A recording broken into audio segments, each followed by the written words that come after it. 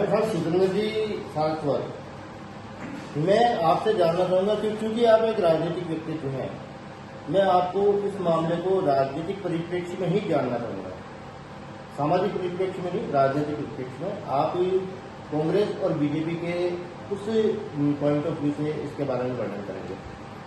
सुनिए सुरेंद्र जी सारस्वत को। नमस्कार।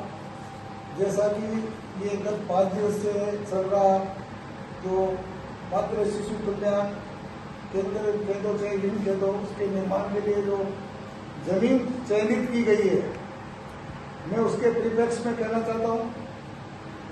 पहले तो उसका राजनीतिक आधार देंगे जमीन का। ये कार्य नामा विधान क्षेत्र का है, नामा विधानसभा क्षेत्र का है।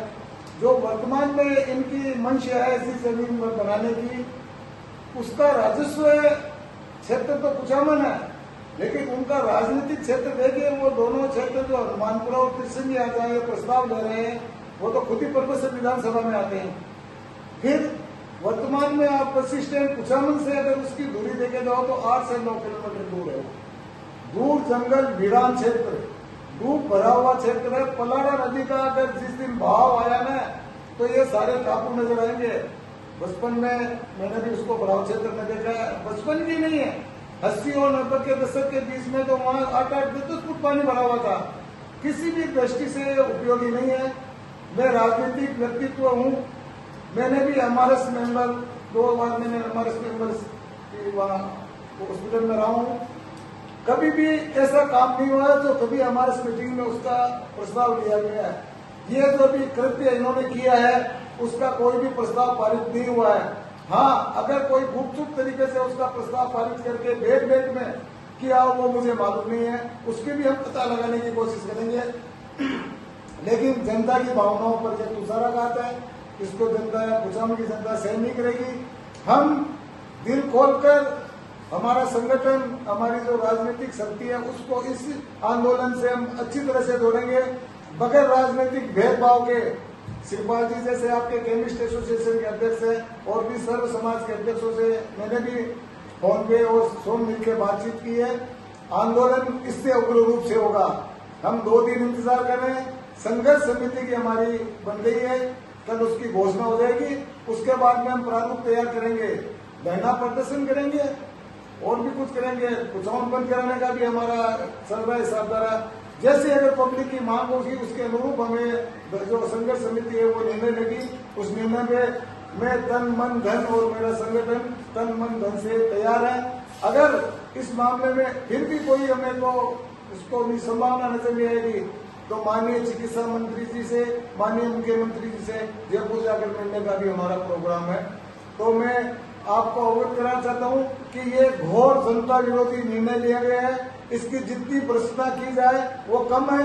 आने वाले समय में ठीक है, विकासशील ये कुचामन है, लेकिन कुचामन के आसपास की 2-3 किलोमीटर की परिधि में 500 से 700 बीघा जमीन पड़ी है। अभी जो वर्तमान 2.5 महीने पहले जनरल अस्पताल की जो नींव लगाई है माननीय हमारे विजय सिंह जी, अपने विधायक जी, मंत्री जी, उनके कर कमलों से उसका नींव का उद्घाटन हुआ है। अभी उसका कार्य भी शुरू नहीं हुआ है। और ये संयुक्त रूप से जनरल हॉस्पिटल और मातृ शिशु कल्याण केंद्र का एक बजट पारित हुआ था पिछली कांग्रेस सरकार में। वो एक्यूरेट तो मुझे मालूम नहीं है, 51 करोड़ समथिंग लाख का था, जिसमें 18 करोड़ रुपए इसके शिशु विंग के और बाकी की जो रकम है वो जनरल हॉस्पिटल की थी। उस समय मैं भी हमारे मेंबर था। पूरा प्रस्ताव पारित किया हुआ है, रजिस्टर देख सकते हो आप। लेकिन इनके मनमानी ढंग से जब और भी अधिकारियों से बातचीत की कि साहब ऊपर से आदेश है, ऊपर से आदेश है। ऊपर से आदेश क्या होगा जब पब्लिक उसको सहन नहीं कर सकेगी? ऐसे आदेश क्या है? खूब जमीन पड़ी है, आप आ सकते हो, मैं दिखा सकता हूँ आपको। खसरा नंबर 2388 देंगे आप, 150 बीघा जमीन है उसमें, जहाँ वर्तमान में जनरल हॉस्पिटल बन रहा है। और देखिए उसकी भी वो 300 बेड का बजट है जो आपको 51 करोड़ समथिंग बता रहा हूँ मैं, जबकि वहाँ 100 बेड का बन रहा है। वर्तमान हॉस्पिटल 200 बेड का यह संचालित है। अगर ये दोनों यूनिट वहां से चल जाएगी तो पुरानी बिल्डिंग का क्या होगा? मैं पूछना चाहता हूँ अधिकारियों से। करोड़ों रुपए जनता के उसमें लगे हुए हैं, दानदाताओं का पैसा उसमें लगा हुआ, उन दानदाताओं की आत्माओं पे क्या गुजरेगी? ये कभी सोचा है इन्होंने?